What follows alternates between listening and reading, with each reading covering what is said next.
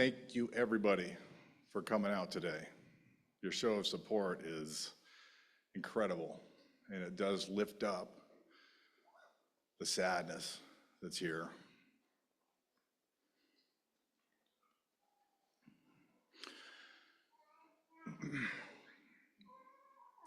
When I was thinking over the last few days about what I was going to say, I thought I was just conducting and I wouldn't have to say anything, but no, he wants me to say something too.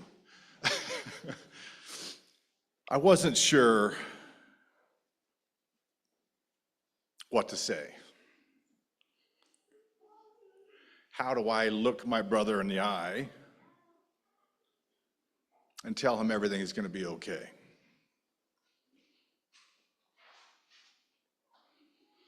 How do I look my niece in the eye and tell her that she's loved and everything's going to be okay? How do I tell my children that everything's all right and that when I am asked about how can God do this random thing to cause so much pain, how do I tell them it's going to be okay? How do I stand up here and look at all of you and help you find comfort and help you find a way through this? The truth is, I can't. I'm not able to change what you are feeling. I'm not able to bring you solace. But Jasmin can.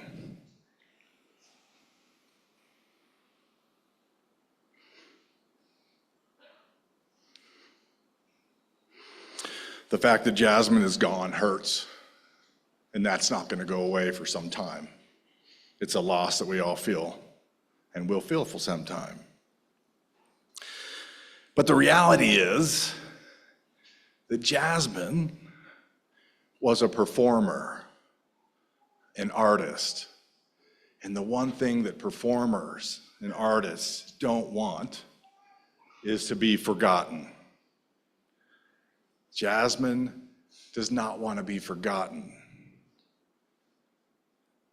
She wants to be remembered because that's what she was, a performer.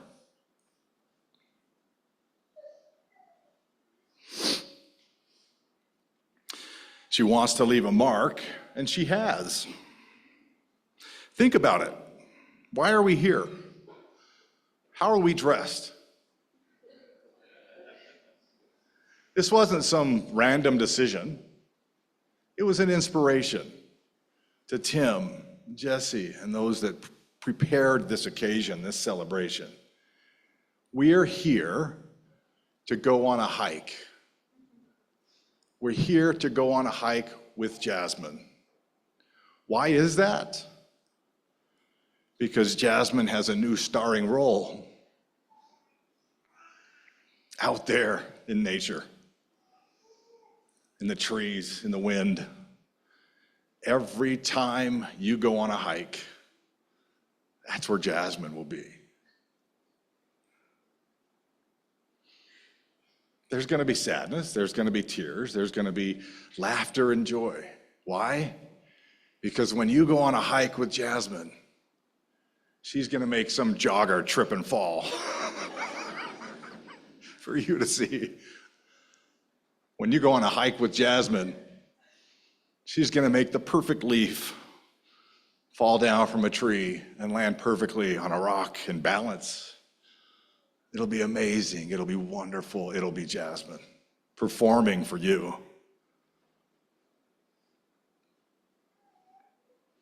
When you want to cry, go on a hike with Jasmin.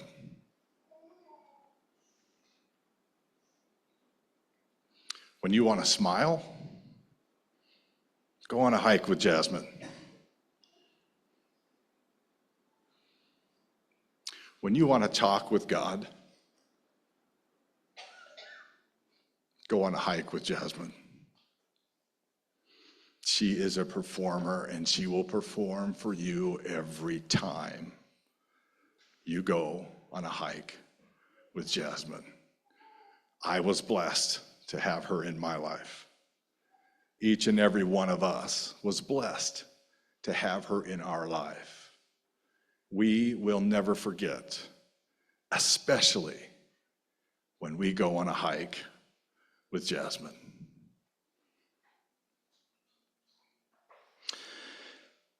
We would like to begin this hike with a prayer by my older brother Lance, following which there will be some video memories.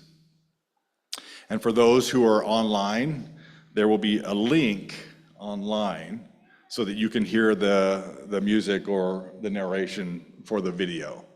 So there should be a link online for those of you who are watching now live. Let's turn the time over to Lance.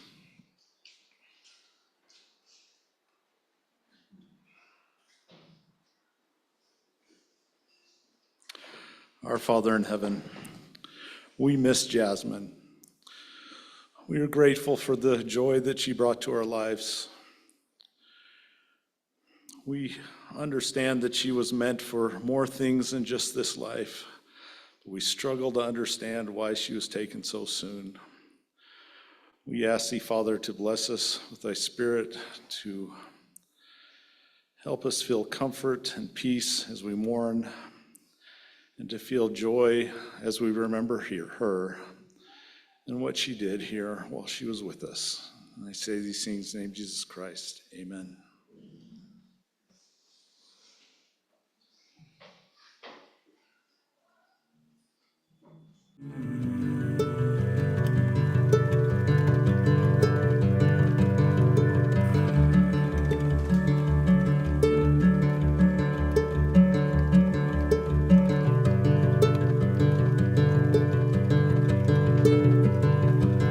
And maybe,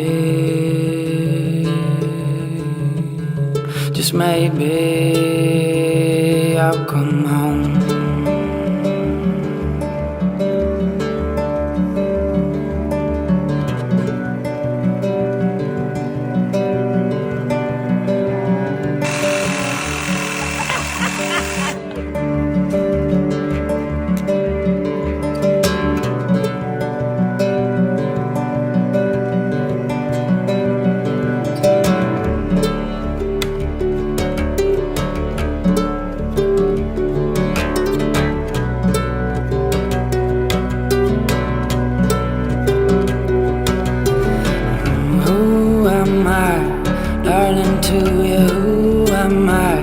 Tell you stories of mine. Who am I, darling, for you? Who am I to be a burden in time? Lonely, who am I to yearn? Who am I, darling, for you? Who am I to be a burden? Who am I, darling, to you? Who am I? I come alone here. I come alone here.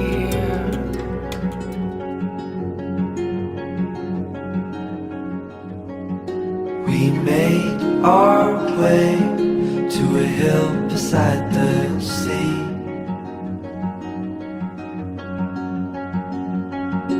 With salt in the air and sand on our feet.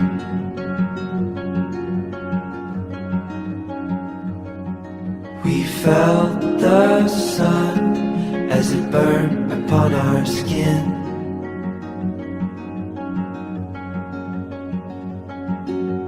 These memories will stay with me.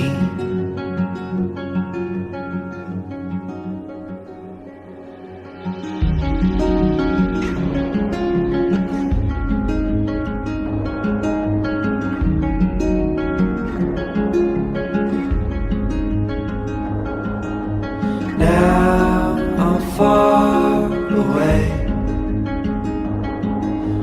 memories still remain. Now I'm far away. You stay with me the same.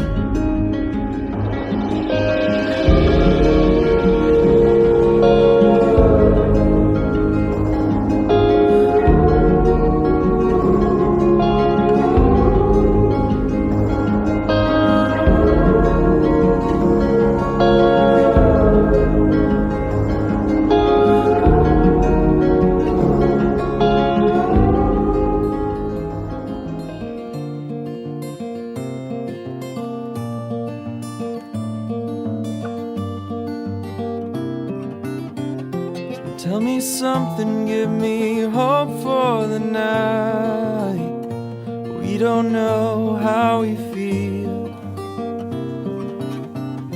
We're just praying that we're doing this right, though that's not the way it seems. Summer gone, now winter's on its way.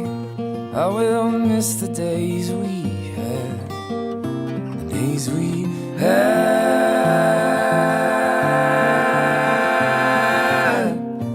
I will miss the days we had, the days we had.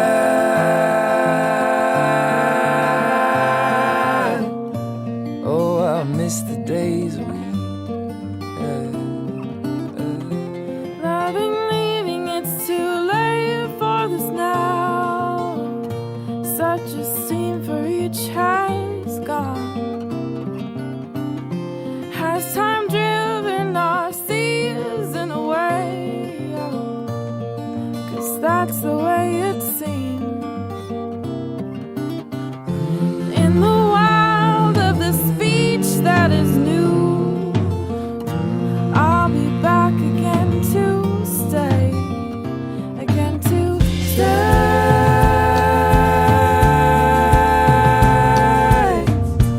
I'll be back again to stay, again to stay.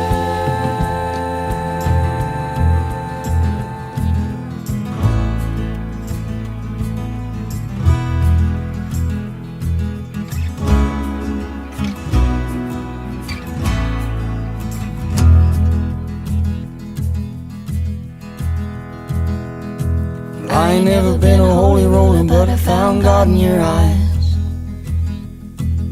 Greens and browns remind me of a mountainside.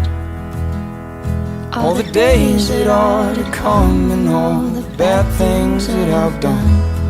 I ain't never been a holy roller, but I found God in your eyes. We can stop for gas on our last trip out of town. All these songs about nothing and straight-faced bluffing's got me down.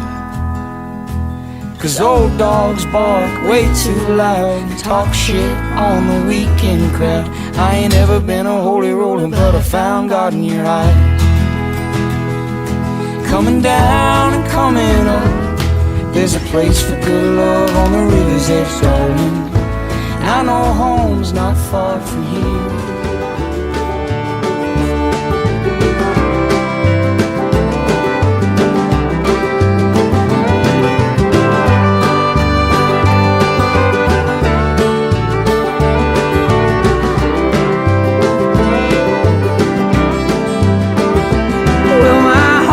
Sweating bullets from the circles it has raced, like a little feathered engine calling out the clouds for rain.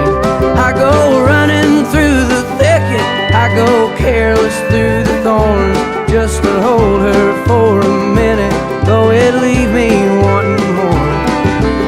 Hold me close, my dear, sing your whispering song.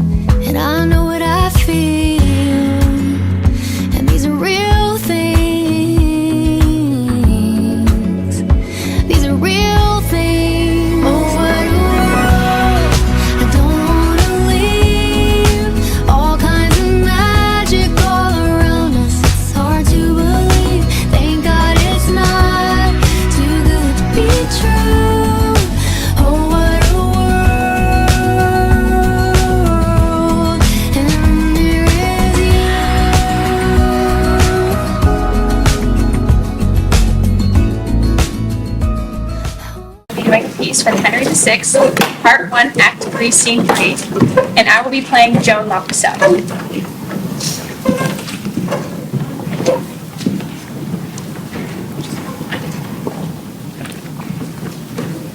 Ray Burgundy, undoubted hope of France. Stay. Let thy humble handmaid speak to thee. Look on thy country, look on fertile France, and see the cities and the towns defaced by wasting ruin of the cruel foe. As looks a mother on her lowly babe, when death doth close its tender dying eyes. See the pining malady of France. Behold the wounds, the most unnatural wounds, which thou thyself hast given her woeful breast. Oh, turn thy edged sword another way. Strike those that hurt, and hurt not those that help. One drop of blood from thy country's bosom should grieve thee more than streams of foreign gore. Return thee therefore with the flood of tears, and wash away thy country's stained spots. Besides, all French and France exclaims on thee, doubting thy birth and lawful progeny. Who joinst thou with but with a lordly nation that will not trust thee but for profit's sake? When Talbot hath set footing once in France, and fashioned thee that instrument of ill, who then but English Henry will be king, and now be thrust out like a fugitive? Call me to mind, and mark but this for proof. Was not the Duke of Orleans thy foe? And was he not in England a prisoner? But when they heard he was thine enemy, they set him free, without his ransom paid, in spite of Burgundy and all his friends. See? Then thou fight'st against thy countrymen, and joinst with them will be thy slaughtermen. Come, return. Return, thou wandering lord. Charles and the rest will take thee in their arms. Thank you.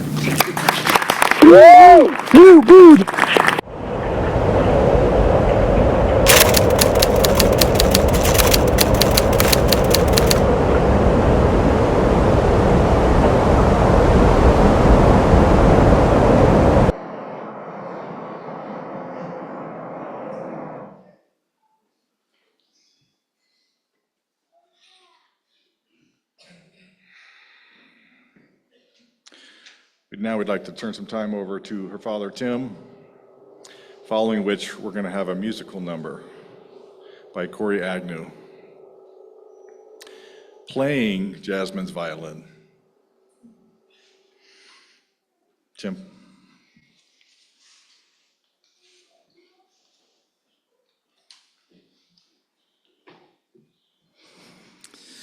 Oh, that video is rough. I knew every photo that was going in there and every song that was going in there. And I even watched it earlier today, and I'm still a mess.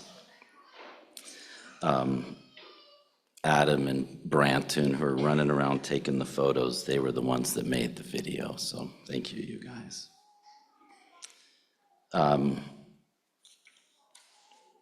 I was preparing to some words for Jasmine, and I had this little binder that was in her office in Portland, and I don't know who grabbed it, maybe Savanah or somebody grabbed it, but yesterday I just saw it sitting on the shelf in the house, and there's a ton of empty pages, so I thought,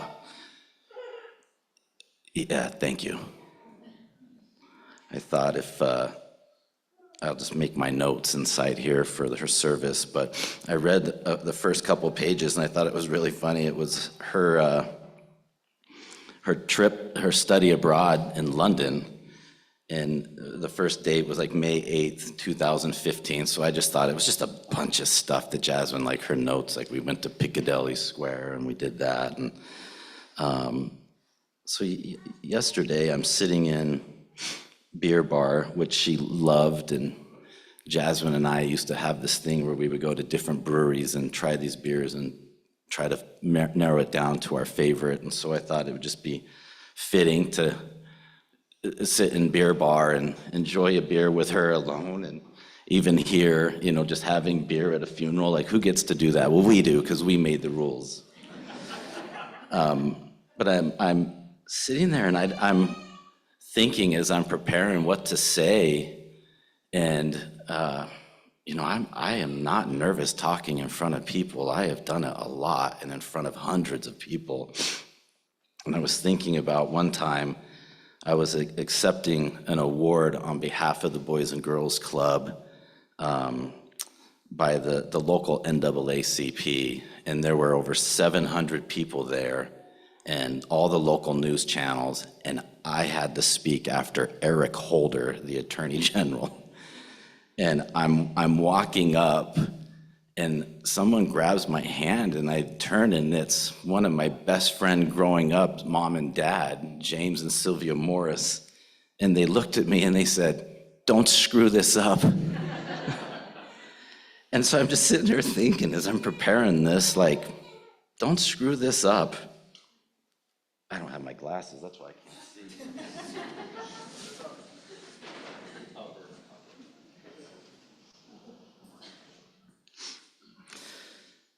So as I'm writing my notes down, and I'm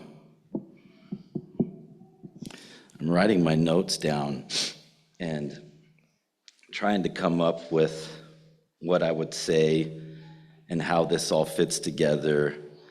And I remember when Jasmin was probably 8 or 9 or 10, and we were leaving Jackson Hole, and she's looking out the window, and I said, "What are you thinking about?"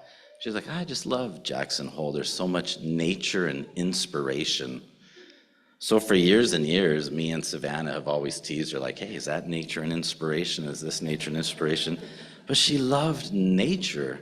And, we thought she would hate it if we were in a mortuary having our service. And she would hate it if people were wearing suits and dresses. And she loved to be in nature. And her and Dustin, that was their thing, like sending us photos of them on hikes or always hunting for mushrooms. So everything that we have curated for this, the mushrooms and the nature and the podium and all the people that helped with this, she would love every second of it. Even the stuff, like, she was always an advocate for small business and local business and always the underdog. And everything that we have is local beer and local whiskey and local gin, and we're doing it in a coffee shop, and Jasmin made her and roasted her own coffee and sold it. So I'm sitting there and thinking, like, Mistee had said to me a few days ago as we were planning all this, like, just listen for Jasmin. And so I'm just sitting there, and I've got her little binder, and I thought, oh man, I just don't know. So I thought, I'm just gonna go look at some silly thing she wrote about being in London. And she was in London in 2015, and I turned to this page, which is February of 2020, and I thought, what? 2020? So I go look back. She kept Journal of London for only 7 days. She was there for a semester. So I read this last night while I'm sitting in there, and it hit hard.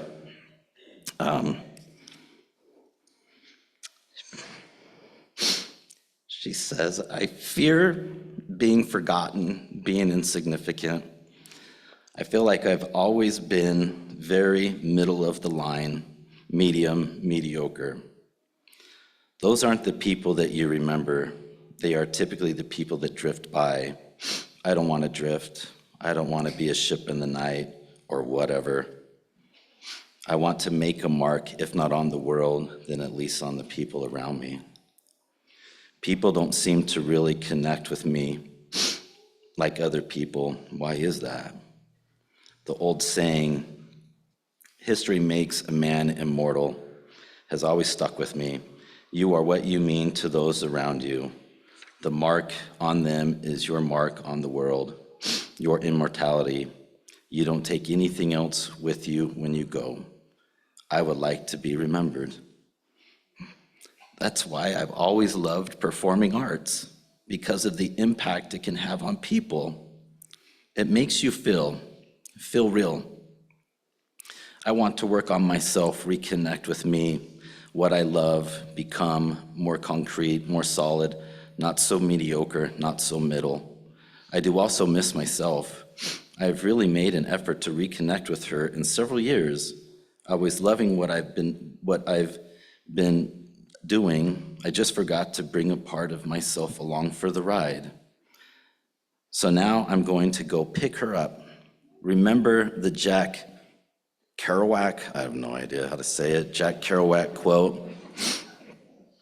The only people for me are the mad ones, the ones who are mad to live, mad to talk, mad to be saved, desirous of everything at the same time, the ones who never yawn, say a commonplace thing, but burn like fabulous yellow Roman candles exploding like spiders across the stars.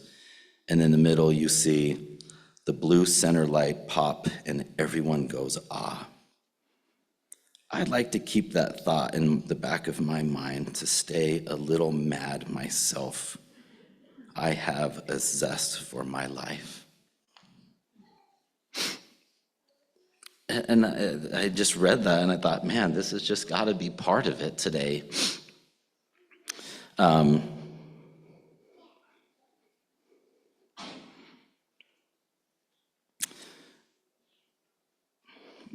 I was thinking just in the few days before her passing and after, just talking to some friends and some colleagues, and when we were in the hospital last week, 27 people, my family, her family, Dustin's family, all flew as far away from Atlanta to be in Portland, to be by her.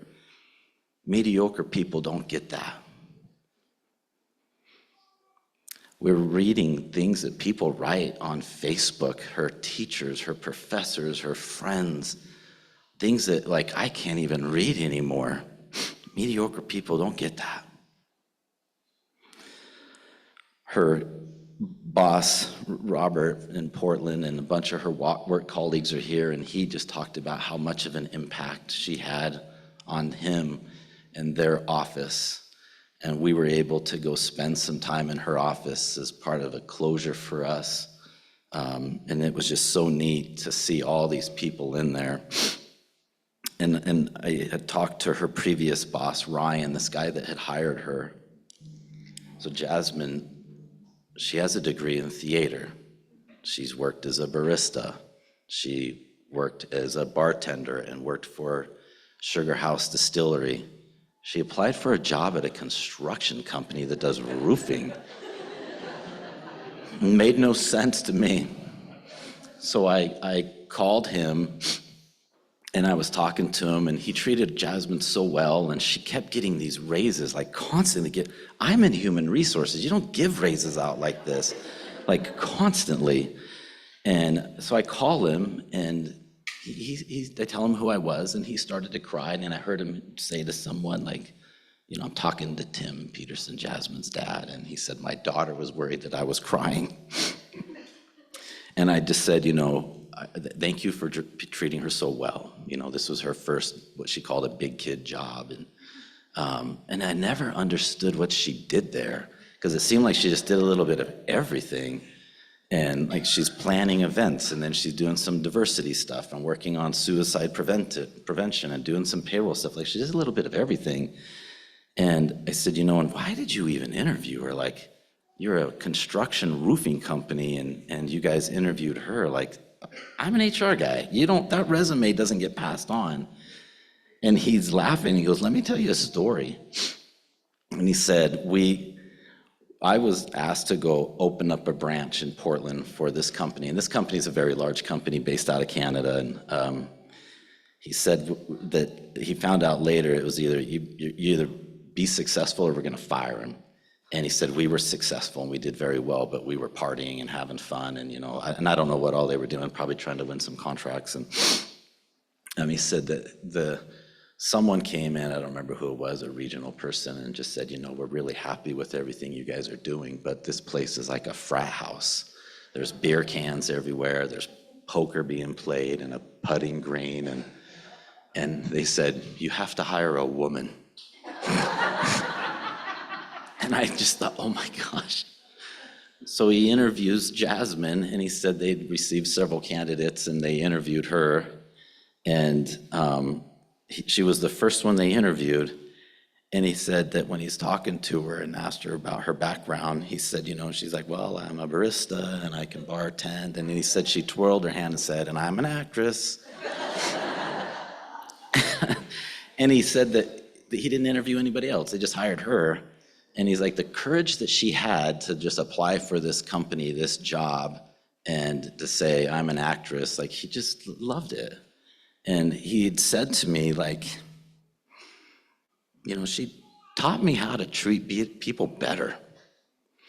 And he said that, she was an advocate for everybody. And, they created a diversity committee. And Jasmin had worked on a suicide prevention program that, forgive me if I get it wrong, Robert, but I believe that the company had adopted it more in other offices. And I just remembered her saying that. And when we went into their office the other day and to see 7 or 8 other women in there, I thought that was pretty cool, that she was the first and she had a purpose and it all made sense. And I remember him saying, we didn't know what we were hiring for.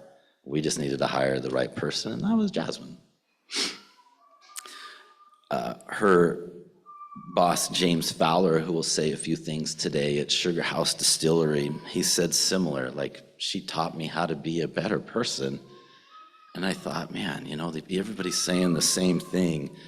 When she worked at Jack Mormon Coffee, James was interacting with Cruiser, the guy that owns that, and he talked about the impact that she had on him and the impact on the business when she was gone. And that's our Jasmin. She made a lot of impact on a lot of people. She graduated high school at 17, college at 21. She had a Sterling Scholar in theater, many scholarships.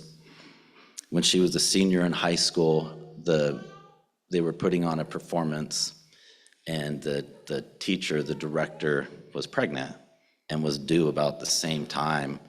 And well, if she goes off and has her baby, who's gonna direct? Normally you would pick a teacher or somebody. They picked Jasmin. So when we went and watched the performance, me and her mom, the stage is in front of us, and we sat like this the entire time, watching Jasmin with her headset and yelling at people, and that was Jasmin. She, like I said earlier, she always rooted for the underdog, advocate for small business and local businesses. She was invited to the semester in London, the Royal Academy of Theatre. She beat up a boy once. One of her friends was being teased and bullied, and Jasmin, I always had a punching bag, and she used to punch on this punching bag when she was little. Well, those of you that have punched a punching bag, if you hit it wrong, you hurt your hand, you hurt your wrist. And so Jasmin had good form because she didn't want to hurt her wrist. And I used to tell her, you cannot hit anybody. You can only hit me and Kip. So one day she stood up for her friend, and she wore this shirt that had an elephant that said, like, an elephant never forgets. And Savanah can't even tell this story without falling on the floor laughing, that she's yelling at the kid, starts beating him up. Some guy sees it, gets out of his car to break it up, forgets to put his car in park. The car's driving off. He stops his car, goes back, breaks it up, but what he didn't know was he was saving the boy. When she was in high school, it was really hot out, and so she started making these little things of sunscreen to take to the homeless so they wouldn't get sunburn. That was Jasmin. She cared so deeply. She was passionate about everything she did. She definitely had a zest for life. I'll read another thing from her book. Sorry, I am shaken. Yes, the world is a shitty place, and bad things happen. People don't care for each other, or shit just happens. Not every person is good, but they aren't bad. Stuff will happen to you and to those around you. You may lose faith. They may lose faith. You may become cynical, but don't. Shit happens. Bad things happen. You will get torn down. You may break down, but the trick is how to keep your zest for life.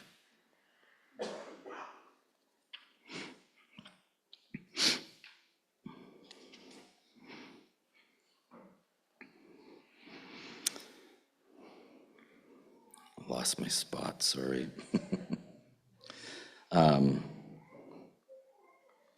Jasmin, I mean, you guys saw the video. She was always funny.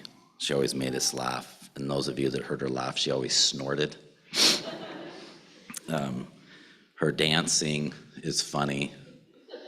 The move that she made where she jumped on the ground and clapped, I used to tell her in Savanah I invented that. And it was called Dancing Over St. Louis, and anytime they did it, they had to pay me royalties. So they would always send me videos of them doing it. She wasn't very coordinated, as you can tell from the gymnastics, but she was very good at just treating people well. You know, she was committed at the things that she did. You know, her violin, when she was in the 6th grade or so, when we were renting the violin, the math didn't work for me. Like, it made more sense to buy one. So we bought it, but she had to commit to play through high school. And she did, except for the senior year. We were watching her perform and we were like, I don't think she's playing. The bow isn't touching. But she loved her violin. And when we brought it to Salt Lake, and Corey was playing around with it, and she said, it's really nice violin, and it's in good shape. And she looked inside and saw the name of the guy that had made it, Charles Liu, who's still in town making violins. And she went over there, and he was there, and he restrung it for her the other day. And it's just these little things about Jasmin that just keep sticking out. Jasmin was born on June 28th in 1995 at 4:20.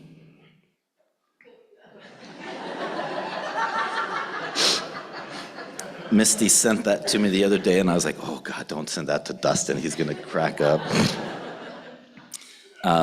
She died on Friday, November 22nd at 6:58. Me and her mom were there for her very first breath, and we held her very last breath. You know, I'm wearing a hoodie at a service, and the outfit I am wearing is the outfit that I wore as I was holding her as she passed. So when you hug me, you're hugging a little bit of her at the end. I'll tell you how unique Jasmin was. End of May, she had some pain in her stomach, a little bit of bloating from gas or something, and it wasn't going away no matter what she tried. And then she felt something tear, and it wasn't super painful, but it didn't feel right. So she went into the doctor, and they gave her an ultrasound, and they found a tumor the size of a softball, or maybe a little bigger. And it looked like it was on her spleen.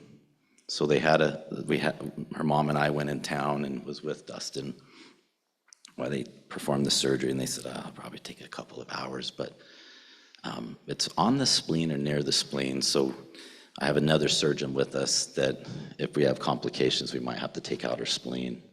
And as a parent, to hear like a kid losing an organ is just heartbreaking. So the surgery that was supposed to go a couple hours went almost 4. And in the middle, we were just sitting there like, shit, something didn't go well. And he came and talked to us and just explained that her cancer had taken over part of her spleen, and her spleen was dead inside the tumor, part of it. And he said, the good news is, it had about 1.5 liters of dead blood. I didn't know there was such thing as dead blood. So her body can regenerate good blood, and her spleen didn't work well. The liver and the rest of her body will take over the rest of the work. Then a week or so later, the lab results came in and said it was gastrointestinal stromal tumor cancer. We were devastated, and they said it's very rare. Not a lot of people get it. Like, Jasmine's rare. And then the mutation that she had was even more rare. She kept talking about a few weeks before she had passed, she went to a conference, and her and another guy were at this conference for all these experts with this cancer. And she was like the specimen. And this guy said to her, I'm the 2%. And Jasmine said, I'm the 1%. And when we met with her oncologist a few days ago and asked, what does that mean? And he said it wasn't 1%, it was much, much less than 1%. He said what that meant was her super rare cancer type, only less than 1% of the people get that mutation she has. She didn't have a chance from the time they found out she had cancer. The treatments didn't work. And Jasmine, we believe she knew. And she didn't want to tell us. Dustin and I were messaging the other day, and he had talked about how she always had lists for Christmas and would start in the summertime buying gifts, making gifts. She didn't make a list, hadn't bought a gift, hadn't made a gift. One of her last acts of service was to her family, not even telling us that she knew she was dying.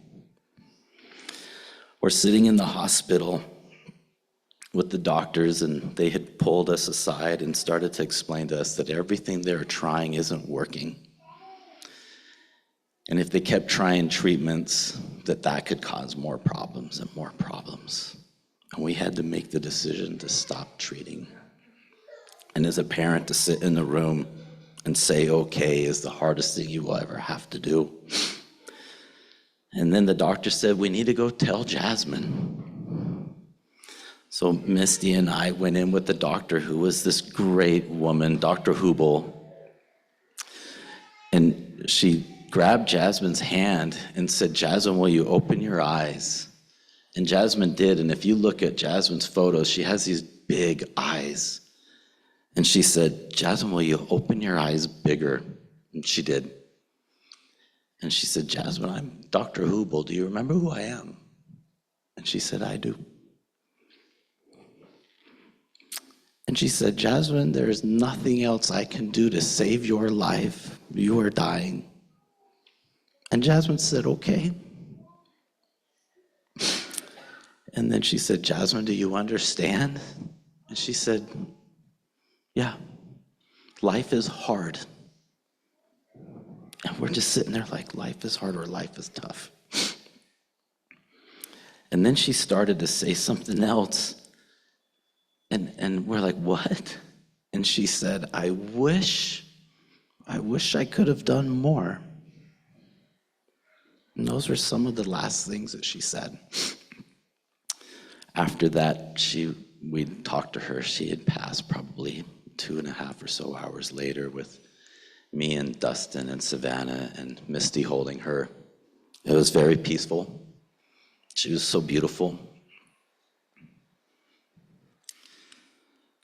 Jasmine, she was such a busybody and had a million things going on that at one point she, if you would always try to hug Jasmine or cuddle with her or rub her arm, she would get super annoyed. And Dustin is sitting there just holding her and rubbing her arm. And he said she would be so annoyed right now, but she doesn't have a choice. And then I found this in her book. I don't want someone to hold my hand. I don't want to just be someone's cheerleader, whatever that it means. I need to know how to be and do me and be okay with it. I don't notice when someone is holding my hand. I definitely don't ask them to.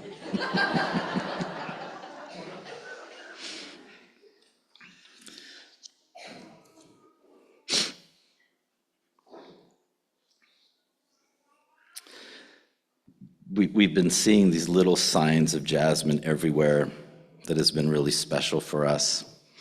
When we were going to visit her office, we were getting off the freeway and I had the maps on the screen and I had to turn left and left again. It wasn't very far.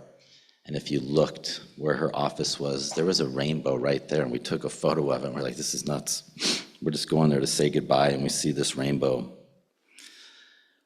We went to go get tattoos, me and her mom and her sister and Jessi, and I always called Jasmin Bood ever since she was probably a few weeks old. When I talked to her, she wasn't just Jasmin. Hey, Bood, how's your day? What you doing, Bood?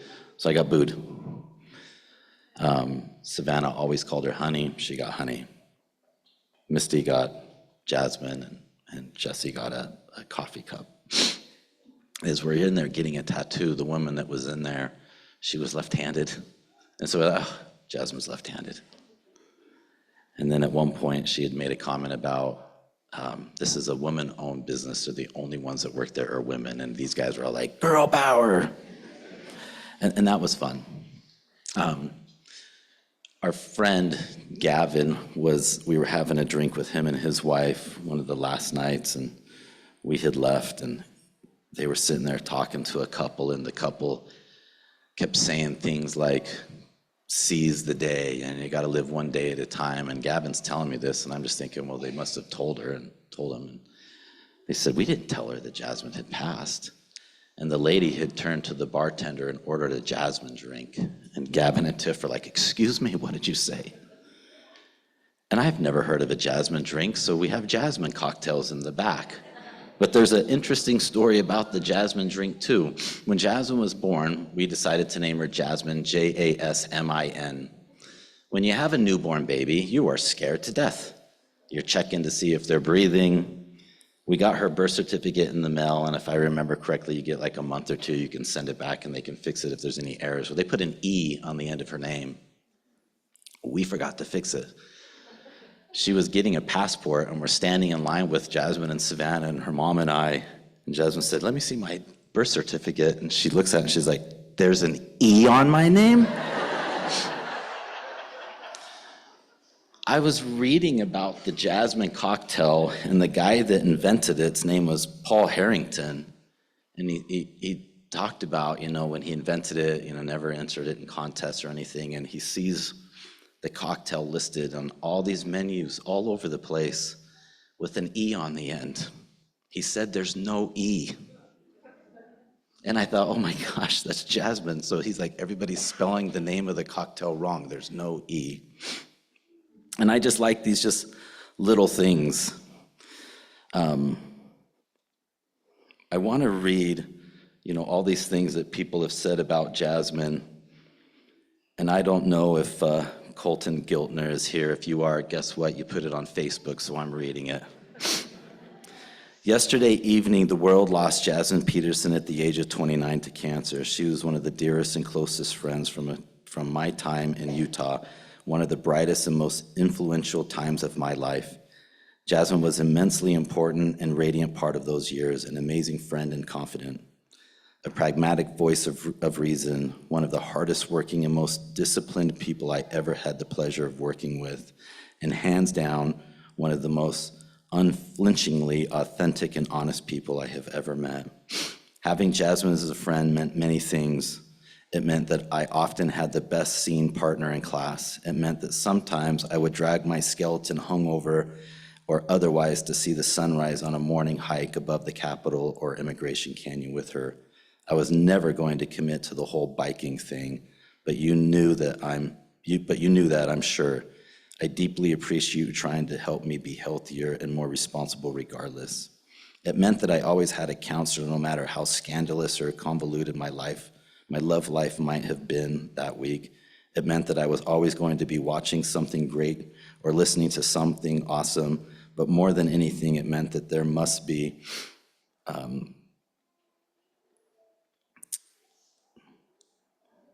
kind of lost my spot, sorry. That there must be something about me worth loving and working on because someone like Jasmine was my friend. If someone that cool, that smart, that mature, and that real had my back, then I really must be worth something to the world. Though life takes people across the country in all directions, and I hadn't been fortunate enough to see her in years, I still believe there is essentially no one on earth who could be as truly loved and understood as Jasmine. She had far too much self-respect and far too much genuine love and care for the people in her life that she never gave us anything less than her full and authentic self.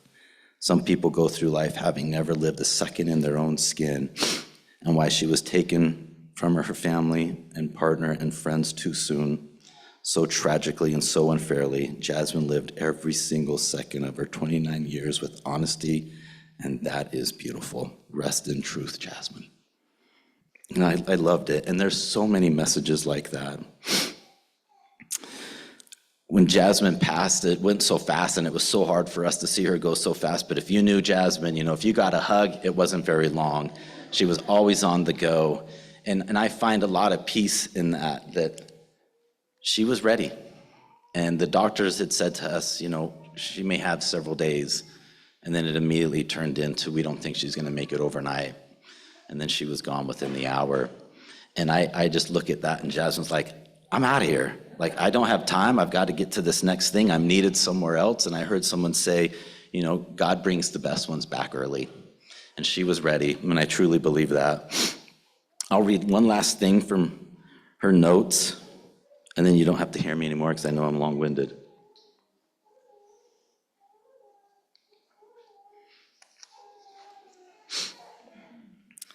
One of my greatest fantasies is to be able to drop everything and to let go of my attachments to the stuff and people and places around me and go off into the world.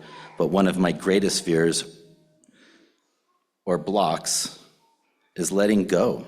It's so hard to just release because after you go, what you do, you have to come back to. I want someone to ask me about the thoughts I have in my head. I want to show someone my soul. I love seeing snippets of people's souls, their humanity, when someone truly lets their guard down. Those are the moments I cherish. Those are the moments I feel human. I feel truly alive and connected to the world around me. This is what I search for, to see the soul in the world and find the things that feed my soul. We need to cherish ourselves and respect our souls. I love seeing the heart in people, to see them and interact with them truly, not this flittery, flaky glamour that a lot of people play with. I think that's why I am the way I am. I've never been one of those crazy, bubbly girls that interacts or parties in a bubbly, or I don't know what else to describe it, glittery manner. I've always felt solid and on the ground around those people. Sometimes I wish I could be like them. It seems like they let go easier, but I'm not. I'm me. I'm grounded on the earth, but it still doesn't mean the wind can't blow me away. I miss her. I miss her a lot, and I'm going to continue to miss her, and I just want to ask all you guys to go out in nature with her and just go on a hike and talk to her. Thank you.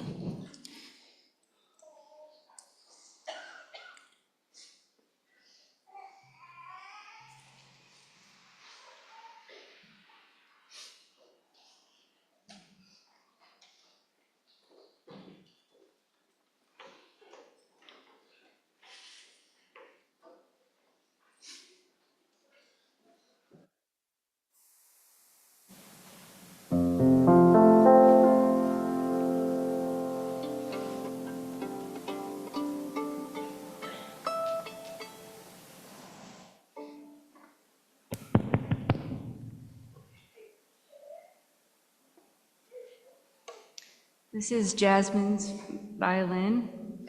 Her parents bought for her.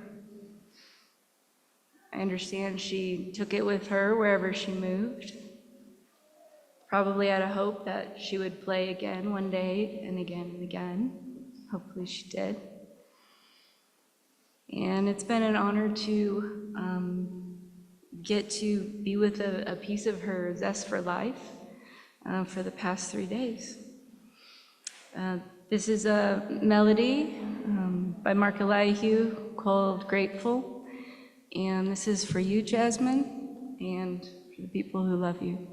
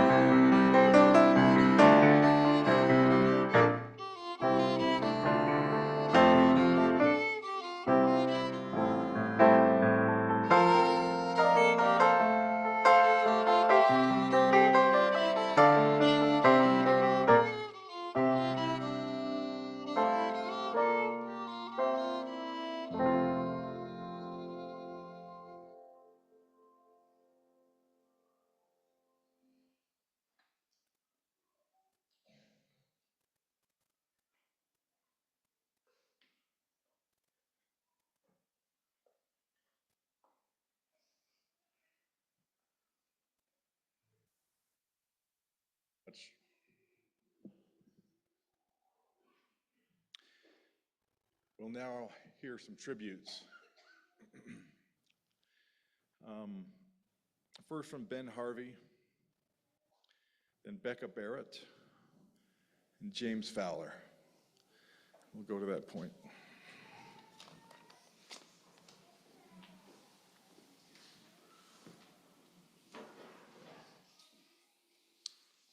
Well, I'd read that I was going to be last, so wasn't quite ready. I heard that Tim would probably take up most of the time. So, and he did.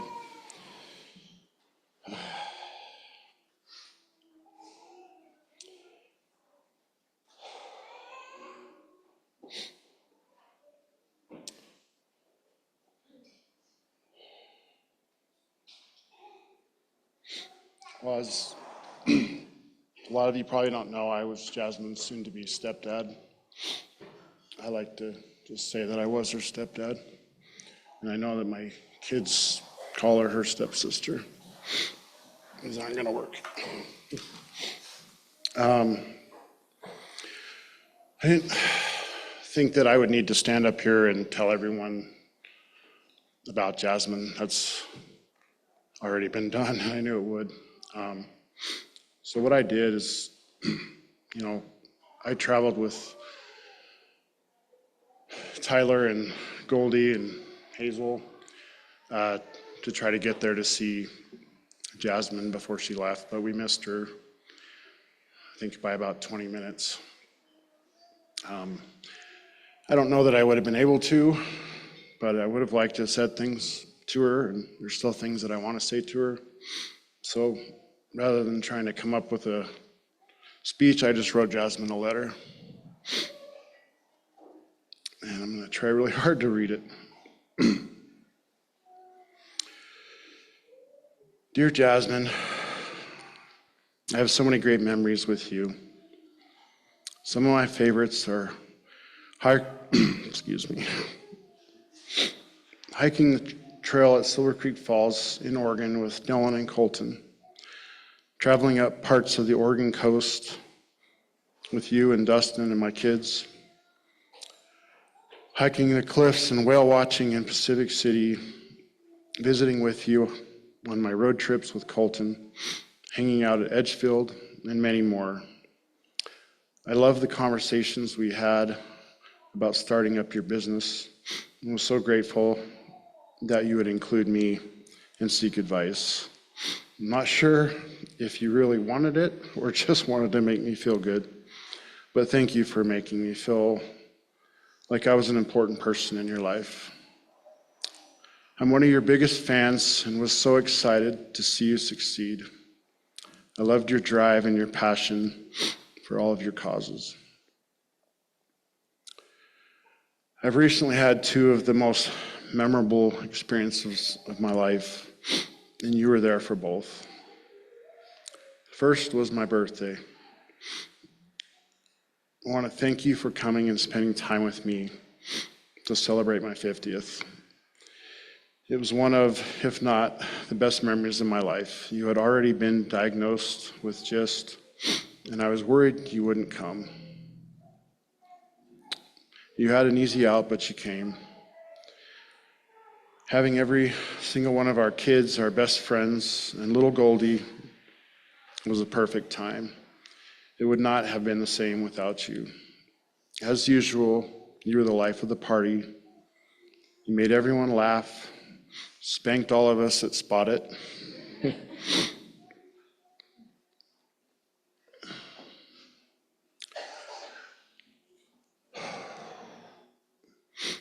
And you out-hiked us and made the whole trip better for everyone. Once again, you made me feel important and loved, and it meant so much to me. A memory that I will hold the rest of my life.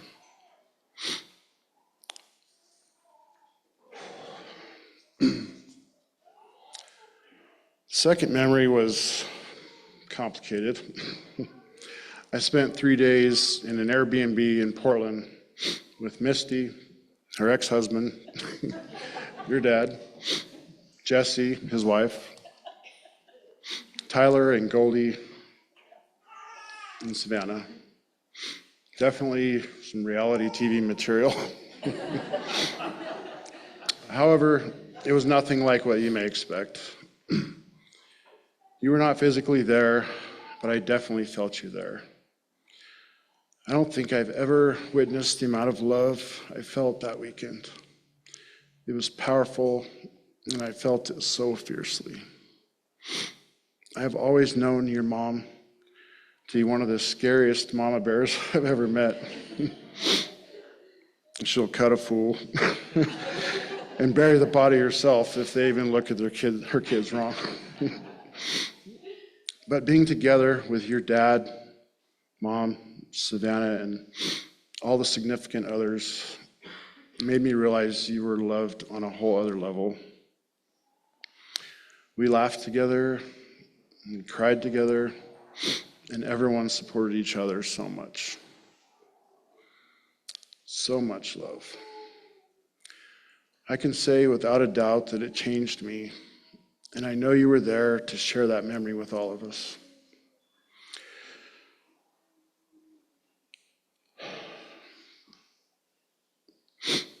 Jasmin, your mom and I took a sign out of your office that said, quote, "You did not wake up to be mediocre." It now sits in your mom's office. I don't think there was ever a day in your life that you were mediocre. And although I've been sad and cried so many times in the last few days, thinking about who you were and hearing stories that your family told about you and reading the things that others have wrote and said about you, seeing the strong bond that you had with your family and friends, I'm inspired to work harder, to achieve my goals, to love my kids even more than I do, to love your mom even harder than I do, to spend more time doing the things I love with the people I love, to be a better human. I only hope that when my time comes, I can leave the kind of mark and have the kind of impact on the world that you did. I had your Red Tree Coffee logo tattooed on my wrist yesterday. I chose it because to me, it represented who you are, an inspired, hardworking, passionate, disciplined person who goes after what they want and what they love. This will be my reminder to strive to be the same person you were. A very big task.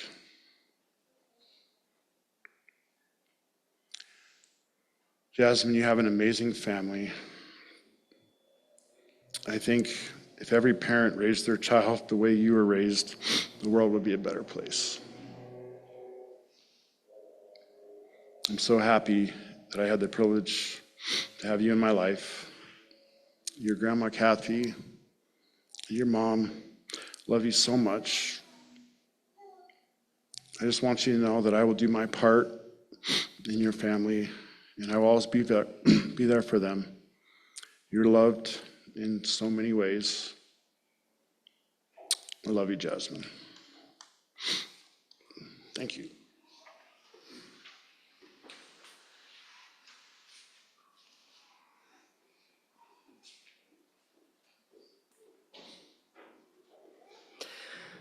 Whew. This is hard. There's a lot of people here. Makes sense.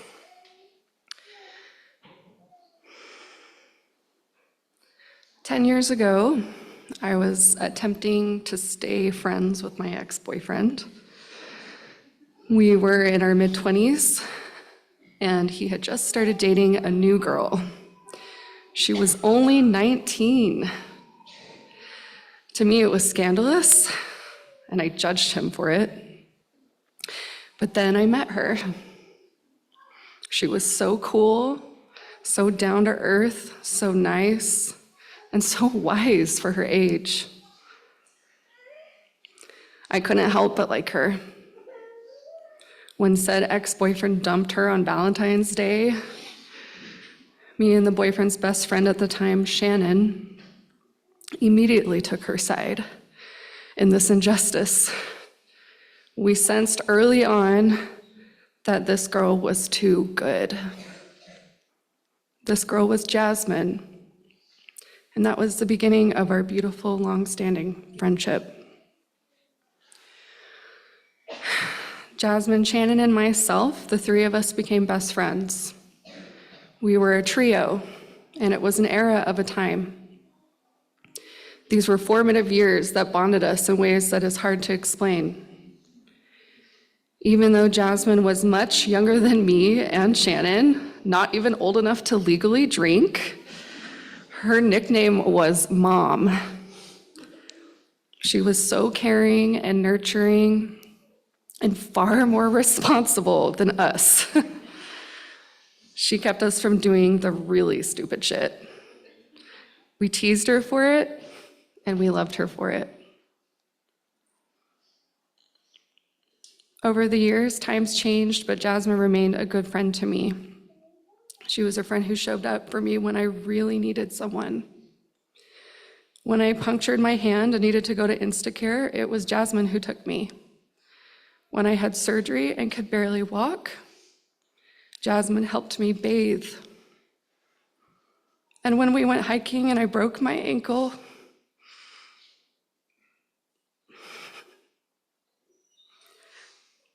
it was her shoulder that I leaned on. And her distracting me that allowed me to get 2 miles down the mountain. I was wearing this flannel with her. And in general, when I just needed to complain or lament or talk about life or relationships, she always listened to me. Despite her moving away, we stayed good friends. We would visit each other. She would often call me on her drives home from work. She was always thoughtful and never wavered in sending me birthday and Christmas gifts. She was such a good friend.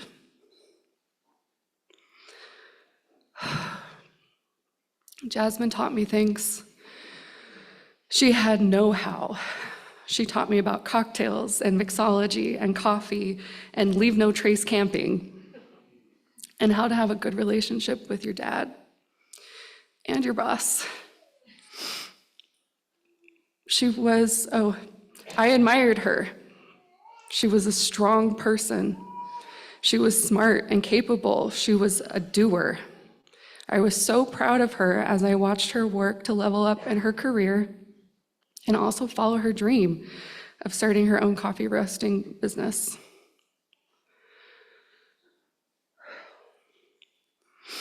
Losing Jasmin has been like losing a little sister. She was meant to be a lifelong friend, my adventure buddy. It's so hard to accept that she's gone. It feels like a mistake has been made. Of all the people I've known and loved, for some reason it feels especially wrong that she was the one taken. And I've thought about this, and I believe that it was more than the fact that she was so young. I believe it's because she was so good and so loved and so special. Losing her has changed my life. I've never experienced this kind of pain or sadness before. It goes to depths of my heart that I've never felt. But on the other side of this pain is a greater understanding of love.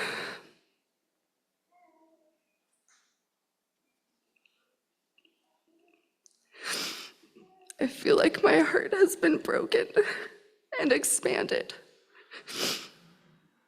If someone like her can be taken away, then we are forced to realize that nothing is permanent. We must cling to what we have, to our loved ones, hold them dear, and cherish every moment we have with them in this life. I believe that Jasmin lives on. I believe that, like the good friend that she is, she still listens when I talk to her. I can hear her laugh and see her roll her eyes when I get too dramatic or say something really stupid. I believe that she is with us in spirit as she was in life. If you need her, she'll be there.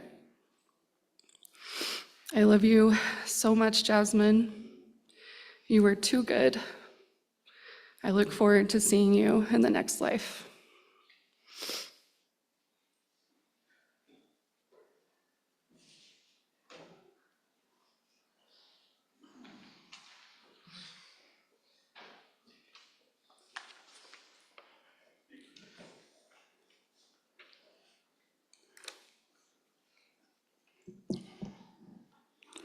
Each one of those have been incredible. Tim. I may screw this up. This is why Mia's here. Mia wanted to just add in just a few words at the very end, so she came up with me. But I started putting this together on Thanksgiving, and it really put things into perspective for me. Yes, we're all heartbroken over losing such an amazing person like Jasmin, but I can't help to feel incredibly lucky to have had her in my life. The time she spent around me, my employees, and my family was a gift. My heart aches for Jasmin's close friends and family. I know they're probably finding their own ways to see this perspective, but I also know how incredibly hard this must be for them. Let me just say, the Fowler family loves you guys. I've been thinking a lot about what Jasmin meant to me. Let me tell you, very few people have changed my life for the better the way she did. About halfway through her time working with us, I asked her about going full-time at the distillery. At that point, she was juggling 2 part-time jobs, early mornings at the coffee shop and then afternoons at the distillery. I told her I'd pay her more if she'd come on full-time. Jasmin looked at me and smiled and immediately said, "No, thank you." She explained that she loved the freedom that came from 2 part-time jobs. I was stunned. Who didn't want more money? My whole life it's been about hard work because I thought I needed more money and more material things. But in that moment, she made me realize you can't put a price on enjoying life. For the first time, I started to realize and understand that. I respected her so much for staying true to her values. Jasmin didn't need the latest gadgets or the flashiest lifestyle. She was perfectly content with just living on her terms. I've had a lot of good employees over the years, but none have made me grow as a person like Jasmin did. She would run our tours and tastings with ease, and when the distillery was quiet, she'd be in the back bottling our spirits. One day, we were having a conversation about diversity. At first, I really didn't get what she was saying, but the more and more I thought about it, the more I realized how blind I'd been my whole life. She made me reflect deeply on my own thinking and actions, and it just wasn't a fleeting thought. It completely changed my life and the way I looked at things. Jasmin taught me so much, and I kid you not, she influenced some of the biggest life choices I've ever made from the conversations we had. When I first hired Jasmin, I was blown away how well she understood what we were doing at the distillery, especially for somebody so young. I want to say Jasmin was probably 21, just turning 22. She was just graduating college at that time. So during the tours and tastings, she had this way about her. She let people think that they had the upper hand on thinking they were educating her, but within seconds, she'd drop a knowledge bomb that left them speechless. Yep, that was Jasmin. I'll deeply miss this old soul, as Becca, one of her best friends, reminded me the other day. Here's a toast to Jasmin, one of the funniest, most hardworking, dedicated, creative, passionate, adventurous, inspiring, thoughtful person I've ever had the privilege to know. Hi, my name's Mia, and you could usually find me in the shop, but it was always different when Jasmin was there. I usually get dragged along for the free lunches, but my dad would tell me Jasmin was there, and you would find me there pretty quick. Today, Tim was talking about how Jasmin never wanted to be forgotten, and I just wanted to say that Jasmin never let me feel forgotten. I met her at a really young age, probably 10 or 12, but since then, she's never forgot my birthday. She sent me not just a card, but a gift on my graduation. And she wished me happy birthday a few days ago when I had no idea what she was going through. I want to say thank you to Jasmin for not letting my dad's dream become forgotten. My dad had a dream of opening a distillery in Utah, and she decided to help with that dream, and my family will forever be thankful for that. My parents had the opportunity to see Jasmin back in May, and when my dad was writing this speech, I was saying how I was really sad that I wasn't able to see Jasmin then. But today I learned it was in the little hidden strings because I wasn't able to see Jasmin because I was in a study abroad in London on the same exact day. I got to London on May 13th, and my parents got to see Jasmin while I was there. So the Fowler family is very thankful for Jasmin.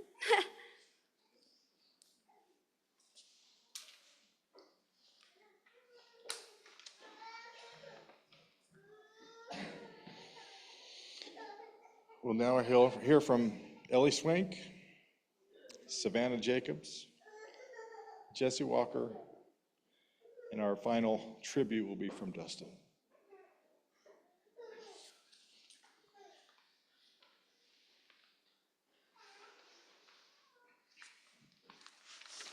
Hi, I'm gonna do my best not to start crying immediately. I'm Ellie, I'm Jasmin's cousin. When my Uncle Tim called and asked me to give a toast, I was very honored, and maybe for the first time in my life, at a loss for words. In my family, there is a very close group of cousins, so I asked them to help me out with a few words to describe Jasmin. They were natural, original, innovative, independent, gracious, goofy, dorky, adventurous, brave, and 2 counts of strong. Jasmin is all of these things and more. Sorry.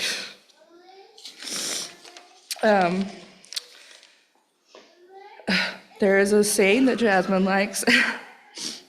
History makes a man immortal. This is Jasmin. She meant so much to people around her, and she has created a beautiful legacy. Jasmin has left a hole in all of our lives. So in moments when you're missing her, pick one of these words and try to be a little bit more like Jasmin. Let us carry on her beautiful legacy. She will never be forgotten. Thank you.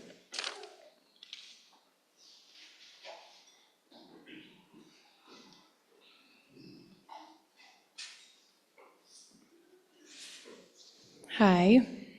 For those that may not know me or remember me, I'm Savanah, Jasmin's younger sister. I first want to thank everyone for coming out here. It's kind of overwhelming, to be honest. I actually hate public speaking, but I'm not even nervous. I'm just anxious to see everyone. It's crazy. And we know it's different. The setting is different, but Jasmin was different. And it's so fun seeing everyone here in their flannels. This was actually one of Jasmin's she gave to me a few months ago. Jasmin and I were less than 20 months apart, but she acted like we were 20 years apart with how mature and wise she was. She was incredibly smart and just a bit bossy. She always kept me in line or bossed me around, and I mean that in the best way possible because I really needed it. When we were kids, my dad used to always say Jasmin was my favorite toy, and it was so true. I was constantly in awe of her or laughing at her. She was a walking encyclopedia. She had no problem debating with adults, even at a young age. Jasmin was never afraid to use her voice or even her fists, and yes, I mean these fists. My dad already shared this story, but Jasmin did beat up a boy once. He was much bigger than her, but he was picking on her friends and she wanted him to stop. The fight was interrupted, but she got her point across and the kid stopped picking on her friends. When Jasmin would argue with people, mostly my parents, I have to admit I loved it. I loved watching her debate. It was partly because it took the heat off of me, but mostly because she was so sharp and I learned so much from her in those moments. Jasmin was always my greatest role model, teaching me countless lessons through her wisdom and actions. She was kind, loyal, and incredibly charitable. A few months ago, I called and asked what she was up to. She casually mentioned she was researching what it takes to donate a kidney. Mind you, this was well into her cancer diagnosis and while undergoing treatment. I remember asking her why, and she said, well, there's this gal, and if you know Jasmine, she always referred to women as gal. It was just so cute.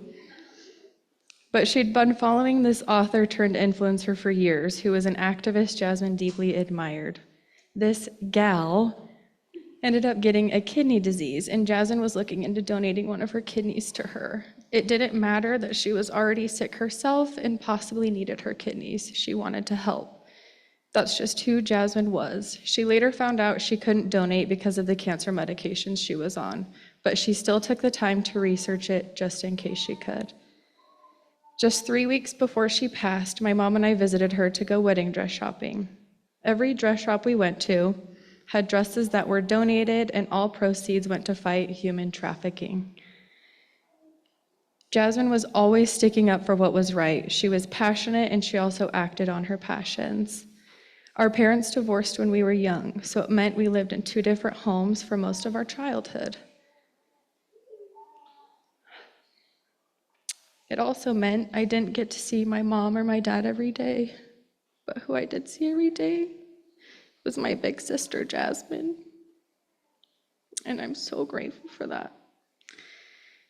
I remember a few years ago, one of my parents said they wished that Jasmine and I had a childhood home because we moved a lot. And I just want to let you both know that you actually gave me the best home, and that home was Jasmine. I was comfortable wherever she was at. And I can't thank you enough for her.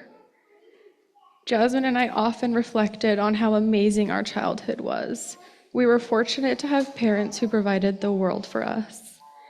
Even though she liked to argue with you, she really loved and admired you both, and same goes to Jessi and Ben. She also loved sharing stories about the wonderful adventures she had with her fiance, Dustin, and their dog, Leroy. She cared for you both deeply and loved you so much. Jasmine was my person, and now that she is gone, I feel so lost without her. This might sound cliche, but I truly feel like a piece of me died the day she left us. You don't realize how much you rely on someone until they're gone, and I relied heavily on Jasmine. She and I would proofread text messages for each other, and she would write my social media posts or talks that I had to give. So if this talk sucks, it's her fault, because she is not here to write it, so blame her. She did my homework and was always there to listen to me rant about whatever. She gave me the best advice, whether it was about relationships, parenting, work, you name it. Her advice was always spot on. She didn't even have kids, but her advice was better than most. We didn't talk every day, but when we did, it was for hours. Minimum 2, but sometimes as long as 4. In the last few weeks of her life, I would FaceTime her every day. I'd call until she answered just to talk and see her face. I remember apologizing for being annoying about it, then retracting my apology and telling her, I'm the little sister, it's my job to annoy you. And she humored me with a smile. The hardest part about Jasmine being gone is knowing that my daughter Goldie no longer has her Aunt Honey. Jasmine would talk about how when Goldie was a bit older, she wanted to take her to Portland for a week or 2 so they could go on adventures together. She was an amazing aunt to Goldie, and there will always be a hole in my heart knowing they won't get to share those adventures together. There's a quote by Abraham Lincoln that says, "In the end, it's not the years in your life that count, it's the life in your years." That quote reminds me so much of Jasmine. Even though she left us far too soon, she lived life to the fullest. Jasmine was always on the go and often said she would sleep when she dies. Jasmine, I hope you are getting the sleep you deserve because you really lived a life full of adventure. You are an incredible person, an amazing aunt, and the very best big sister. I'm going to miss you so much, and I'll cherish the memories you left behind. I love you.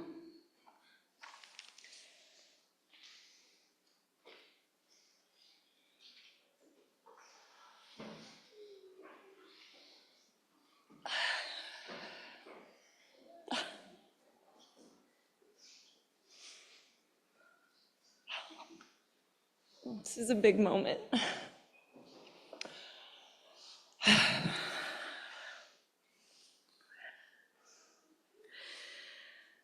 I've been walking and talking and recording my voice and preparing for this for the last few days. So just bear with me.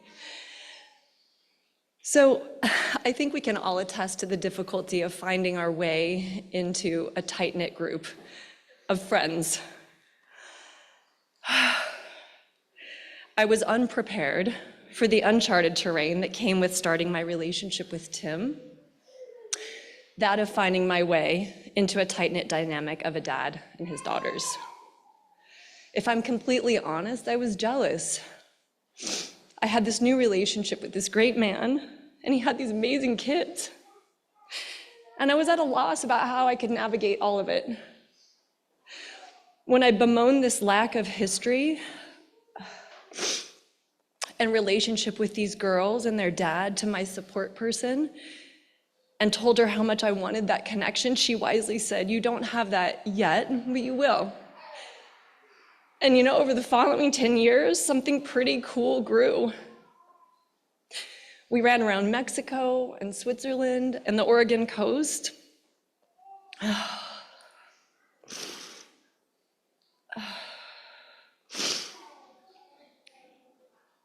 And we collected fun stories and inside jokes, and we built some really special memories. I called Jazz one day after she got sick, and she said some really profound things that I want to share with you. This was when I asked her how she was doing. And the first thing she says, well, you know, cancer was bound to hit one of the kids in our big family. I don't plan to have kids, so maybe it makes sense that it was me. Like, who says this? And two, she said, I've had a really good life, really no hardship at all. I mean, I lost my grandpa, but that's not unique to me. Maybe this is my hardship. Again, who says these things? I love Jasmin totally. I can't say as my own. That's something only Mistee and Savanah and Tim can know. But I'll say what I said to her care team at the hospital when they asked how I fit into this puzzle. And I said, I didn't raise her. She's not my kid, but I got her for 10 years. For that, I'm so grateful. 10 years of experience and memories to last a lifetime. So thank you, Jasmin, and thank you all for being here.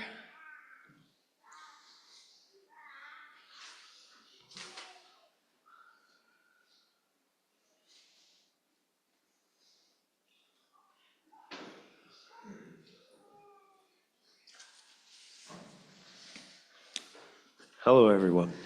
I'm Dustin. I'm her fiance. I did prepare some words, which they were lost, and that's okay, because a lot of what you guys said are how I feel. Jasmin truly was unique. Savanah mentioned that it feels like you've lost a piece of yourself, and that's how I feel. You know, while that's true,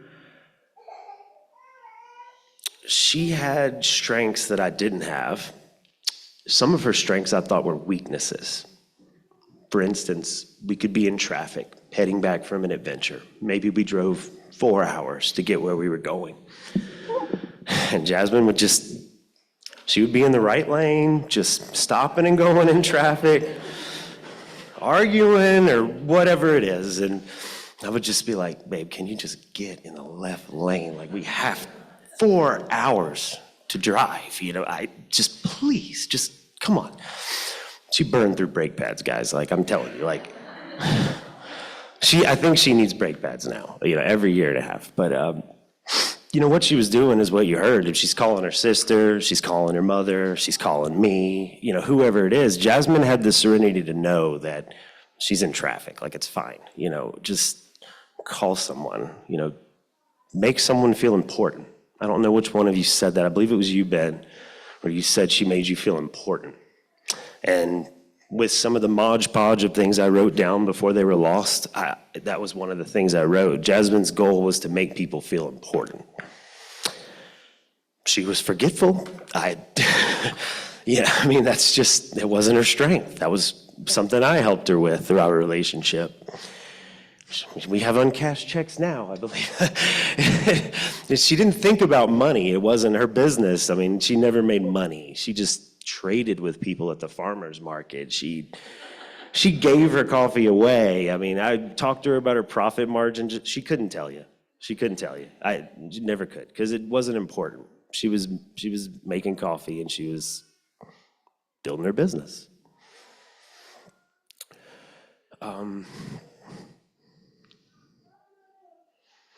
Yeah, so just going back to the thing about driving and me thinking that that's a weakness, that she can't just get in the left lane. And, you know, I think that's where, you know, I don't want to feel like I lost a piece of me, because I think she taught me something. And, you know, honestly, to lose her, to learn it is ridiculous. But yeah, I mean, that's what I need to do. I don't need to be worried about being in the left lane and going somewhere. Like, I need to be worried about, like, who can I make feel important? You know, that's really what matters, you know, not what time we get home or any of that stuff. But yeah, I mean, everything that people said here is a piece of Jasmine. And, you know, like her violin we've talked about. You know, when I met her out here, I met her at the coffee shop she worked at. All the girls around her could be just freaking out in the rush, you know, maybe 5 people in line. And you know what that feels like when you're at a job and you don't think you're gonna get ahead. But Jasmine was just calm, cool, collected, just doing her little dances and hey, you know, and didn't even know what her name was. And you know, one day I asked her out and, you know, she gave me her phone number and we're talking at the coffee shop with the people that work there. And I like had to ask her name when I'm putting her phone number in my phone.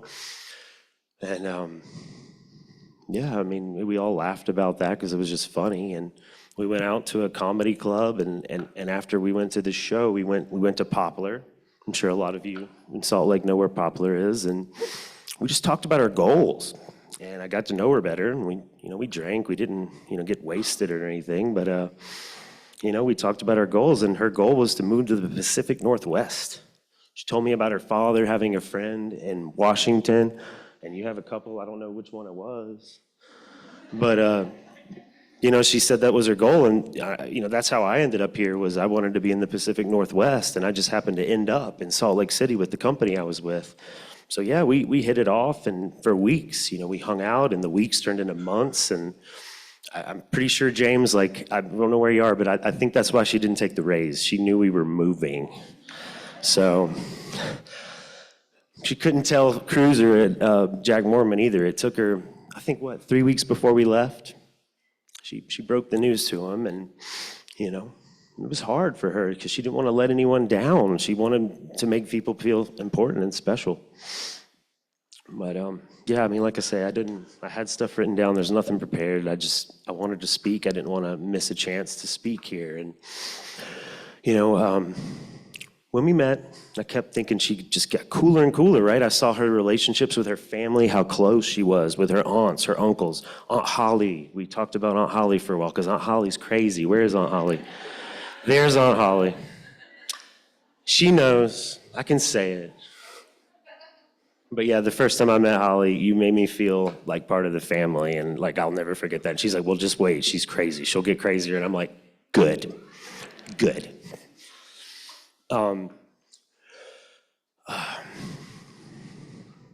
Yeah, but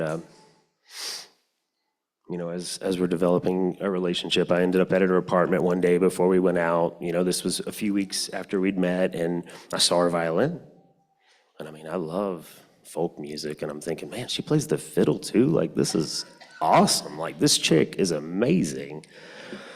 And yeah, one day, it was a while after that, but I got a chance to see her play the violin. And, we talk about, I think people said she's a performer. I believe Jasmine was an entertainer. And I believe Jasmine would like that better because she was a performer, but she was so much more than a performer. She was an entertainer. And I think the way she played the violin was that, because she was not good at that violin, guys. Terrible. Absolutely horrible. But entertaining while playing it, I could watch that for sure. I could watch her dance around and try to figure out how to play hot cross buns. And it was a good performance for sure. So yeah, I learned she couldn't play the violin, but she could do so many other things. And yeah, I do feel like a piece is gone, but I'm grateful that I've met all of you, and all of my weaknesses were her strengths. And I just want to carry that on.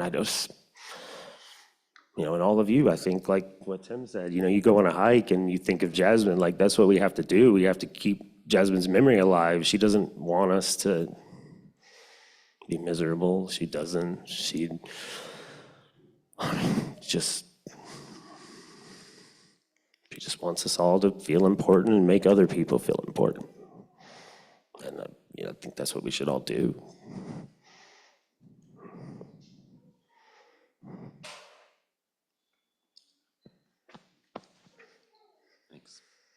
Yeah, I don't know. I don't want this to be over, but I don't know what else to say. But I just want to keep us here. I don't know. Yeah. I have been told that I should shut up sometimes. I love all of you. I know Jasmine loved all of you. And let's just make each other feel important. Let's share and keep her memory alive. Thank you.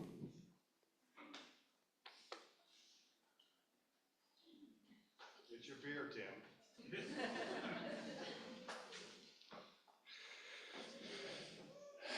I agree with Dustin. It's sad that we have to find an end to this.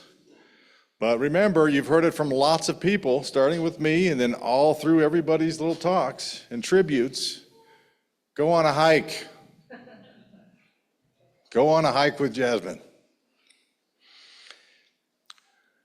We'll now hear from Andrea Nadieu. She's going to sing Wildflowers by Tom Petty, following which we'll have a closing prayer by Julie Applegate, and I don't have my glasses. Newberger, thank you.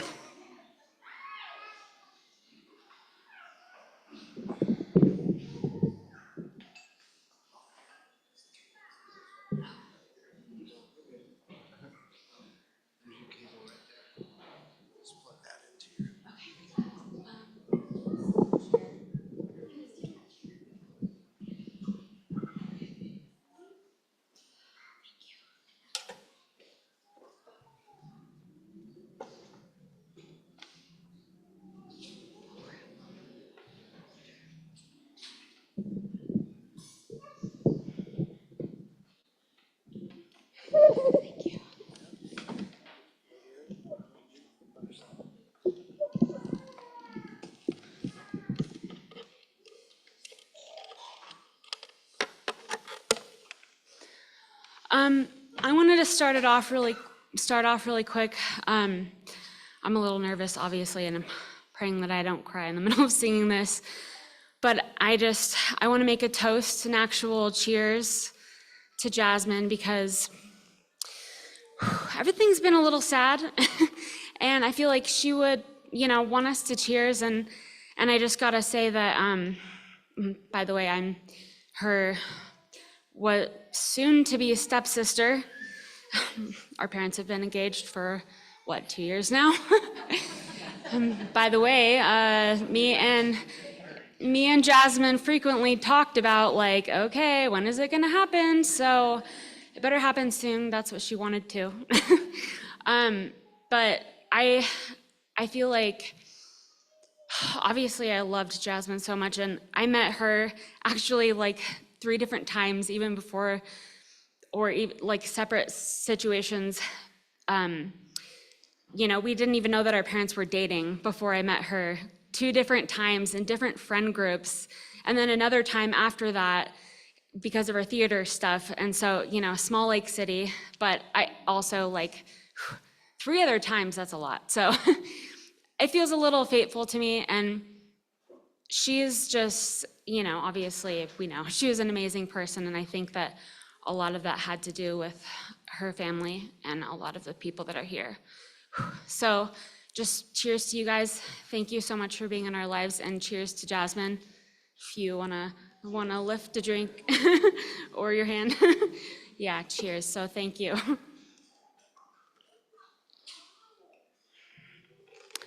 Okay, I hope I don't mess up, but this is Wildflowers by Tom Petty. I thought it really represented her spirit, so.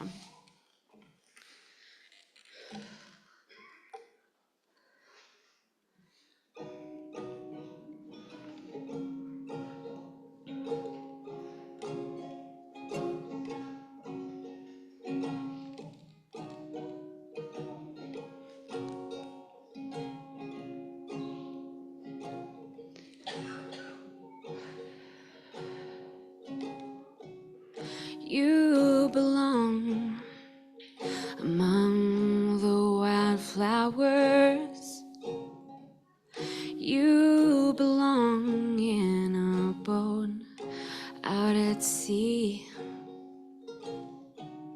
Sail away, kill off the hours.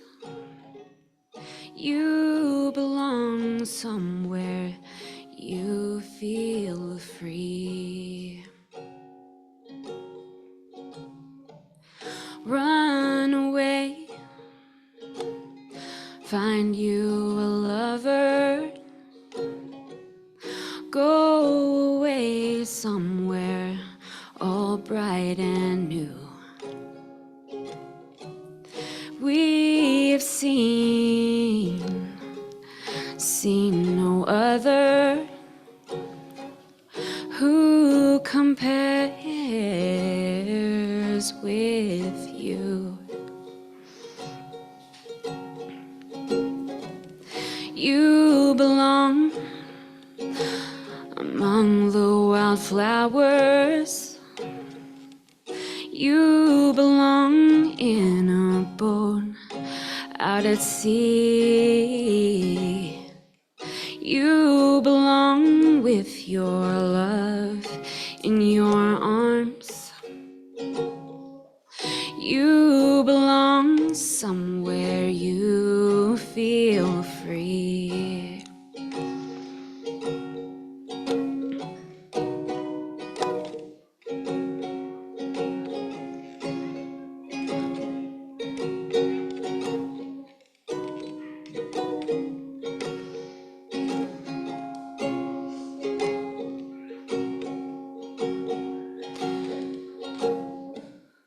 Run away, let your heart. Run away, go find a lover.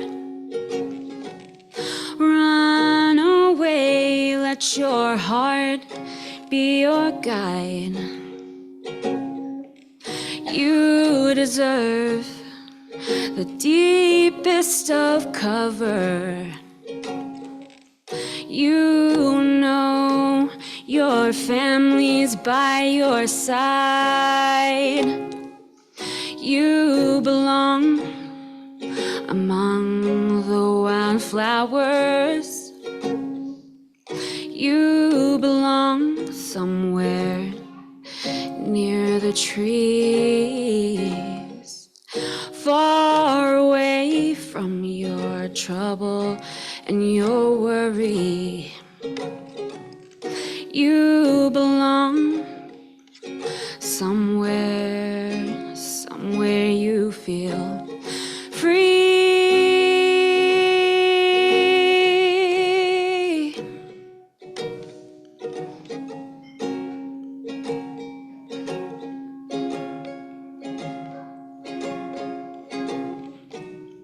You belong somewhere feel free.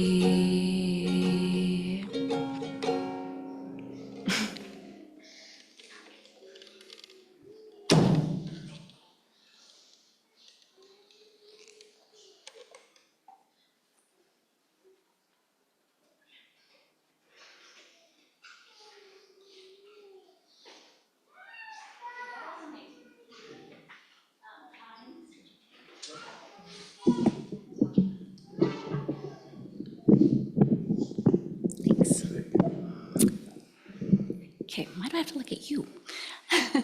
I'm Julie, I'm Mistee's friend, and as everyone here, I'm Jasmine's friend. So we gathered here to celebrate Jasmine's life, but we also gathered here to get the love and support from each other. So, can we bow our heads? Please help us remember the little things that Jasmine shared with us in our daily lives. Jasmine lived an unselfish, happy life, seeing the good in almost everything. Please give each and one of us the strength, knowledge, and wisdom to live as Jasmine did.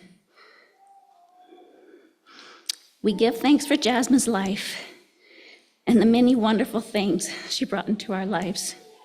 We give thanks for the caring support of those who we reached out to, Jasmine's family at this time. We ask that during the coming days, Mistee, Ben, Tim, Jessi, Dustin, Savanah, Tyler, and all those who loved her will find comfort and peace in remembering all that Jasmine meant to each and one of us. We say these in the name of Jesus Christ. Amen.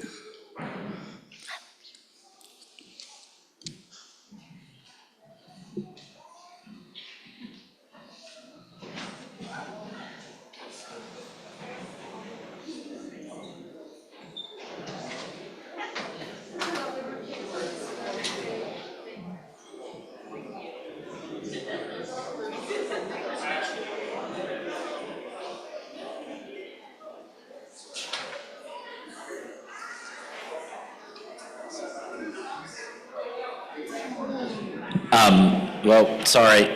So we're now going kind of an open house stage. You know, you can have a drink and some coffee. We actually have an area where we want people to write down some of their adventures and memories with her, and you can even leave a photo. My sisters have coordinated all this, so, you know, it's no rush to get out of here. Hang out, talk about Jasmine, have a drink, get a buzz, go back to work.